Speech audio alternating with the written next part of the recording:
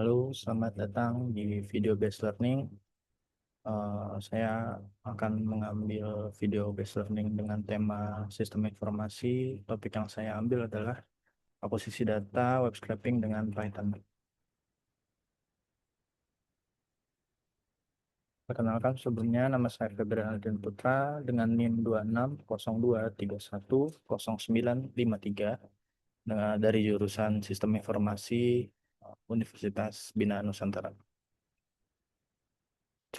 Hmm. Di sini mengenai web scraping, mungkin kalian pernah mengambil atau merekap data dari website seperti daftar negara, harga barang, katalog produk, yang jumlahnya mungkin banyak, ratusan atau mungkin bahkan ribuan.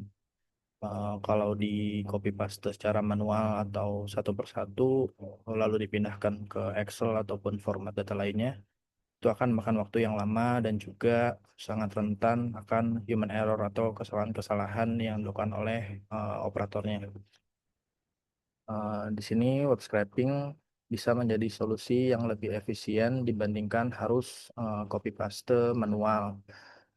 Jadi pada video ini kita akan mempelajari bagaimana cara mengotomasi pengambilan data dengan cara yang terstruktur menggunakan pemrograman Python yang dibantu oleh Beautiful Soup 4 sebagai library untuk melakukan eh, parsing datanya. Di sini ada learning outcome-nya.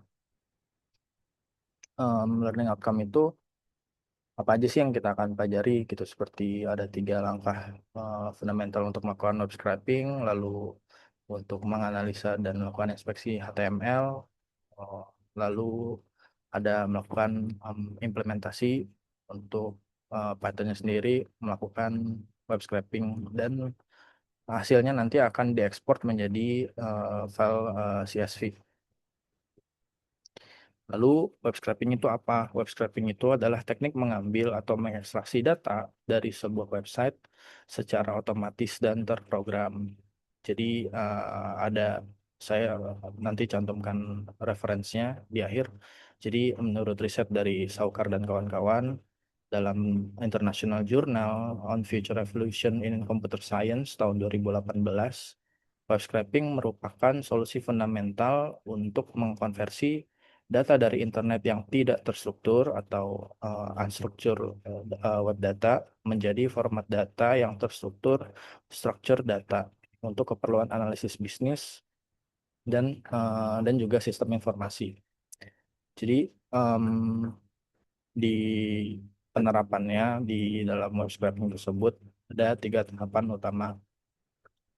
Dan tahapan pertama itu adalah bagaimana kita mengambil konten aslinya dari website yang kita kita akan ambil gitu ya. Jadi itu tuh konten aslinya itu ya HTML mentah dari website tersebut. Lalu yang kedua, kita akan menganalisa letak data yang kita cari di dalam struktur HTML dari website tersebut. Lalu yang ketiga adalah melakukan parsing atau ekstraksi data.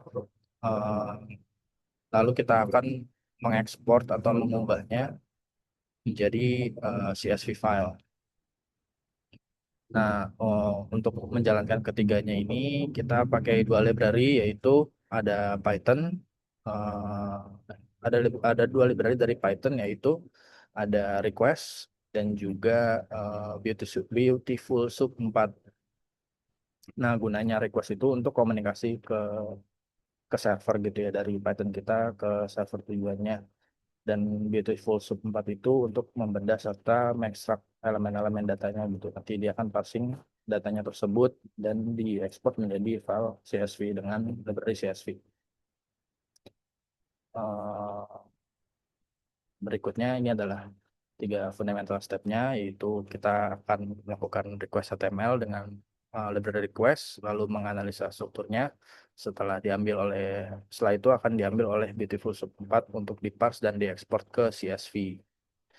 Jadi untuk studi kasus kali ini atau di video kali ini, saya akan menggunakan website ini, scrapdesite.com. Ini situs yang memang legal untuk dilakukan scraping atau diperbolehkan scraping. karena mungkin ada beberapa website yang tidak diperbolehkan scraping karena mungkin akan membuat load websitenya jadi berat, dan ini memang website untuk latihan menggunakan web scraping tersebut gitu.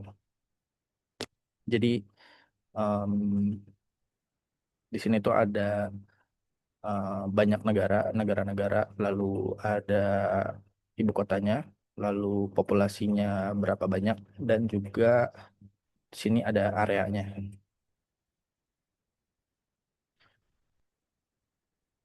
Nah, ini berikutnya adalah contoh sintak untuk request HTML-nya. Jadi yang pertama kita lakukan adalah kita melakukan import library request, yaitu request. Ini kalau kita merujuk pada dokumentasi resminya yang dikembangkan oleh Kenneth Reitz, library ini didesain agar standar protokol HTTP standar seperti GET request bisa diimplementasikan secara sederhana dan efisien oleh program Python. Nah, di sini tuh ada alamat websitenya, yaitu scrapdesign.com. Jadi URL targetnya ini masuk sebagai variabel, lalu dimasukkan dengan metode request.get. Ini untuk menghubungi server saat kita cetak responnya. Nah, ketika dijalankan yaitu dengan Python 3 test.py, di sini saya menggunakan namanya tes. Ini akan mengembalikan atau akan mendapatkan reply status code 200. Status code 200 itu apa? Artinya permintaan HTTP kita itu sukses dan kita mendapatkan teks dokumen HTML mentah persis seperti yang kita dapatkan ketika kita klik kanan di browser lalu pilih view page source di browser. Kemudian di langkah keduanya, eh, ini kita akan menganalisa struktur HTML websitenya. Jadi kita cukup klik kanan pada halaman webnya, lalu pilih inspect elemen. Di sini saya menyorot Andorra. Di sini kan bisa kelihatan tuh ada div.call md4.country. Nah, di sini kita harus cari penanda atau identifier yang spesifik. Jadi kita jangan terpaku sama call MD4-nya aja, tapi kita harus lihat ada country-nya. Karena kalau MD4-nya aja yang kita masukin itu lumayan umum dan mungkin banyak ya di tempat, dan bukan sebagai identitas si datanya tersebut. Nah, kalau kita lihat ternyata si blok negara ini dibungkus di blok-blok negara ini kayak country info, capital, population, ini tuh dibungkus oleh kelas country. Jadi kalau kita lihat di sini ada country capital ini untuk bagian ibu kotanya, dan juga country populationnya ini untuk populasinya yang ada. Lalu ini country name untuk namanya tadi Andorra. Kemudian untuk Mars-nya, di sini saya menggunakan Beautiful Soup. Kita gunain library Beautiful Soup untuk melakukan pembedahan pada dokumen HTML-nya tadi gitu. Jadi dari dokumentasinya si Richardson, di dokumentasinya Beautiful Soup, library ini untuk melakukan proses parsing dari pohon sintak HTML dan XML dengan cara mendefinisikan tag dan atribut secara terprogram. Jadi pertama-tama kita kumpulkan dulu seluruh blok negara sekaligus menggunakan perintah find all. Di sini ada find all berdasarkan tadi kelasnya kelas country. Sebenarnya tanpa call MD4 juga bisa, tapi biar lengkap aja jadinya call MD4 aja, country. Dan jangan sampai kita cuma masukin call MD4-nya aja gitu, karena mungkin itu banyak udah diimplement di kelas-kelas lain. Jadi data yang kita ambil tuh nggak akurat. Terus selanjutnya itu kita ngelakuin perulangan. Di sini ada for. Itu untuk ngambil setiap blok negara. Kita ambil teks ada tadi nama, ibu kota, dan juga populasi. Country name, country capital, dan juga country population. Nah, eh, jadi setelah kita ambil itu kita gunain fungsi yang namanya tuh find. dan juga si get text strip. Jadi ini tuh gunanya supaya teksnya tuh bersih tanpa ada spasi-spasi tambahan. Lalu yang terakhir untuk fase ekspornya di sini menggunakan library CSV. Jadi setelah hasil loopingnya itu dijalankan, hasilnya akan ditulis ke dalam file CSV dengan nama countries.csv.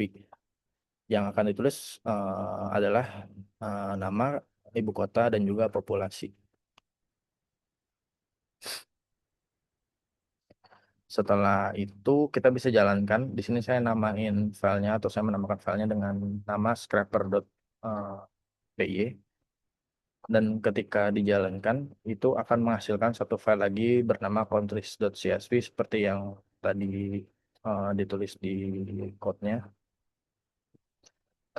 Lalu di sini kalau dilihat ada nama negaranya, lalu ada ibu kotanya, kapital, dan juga ada populasinya.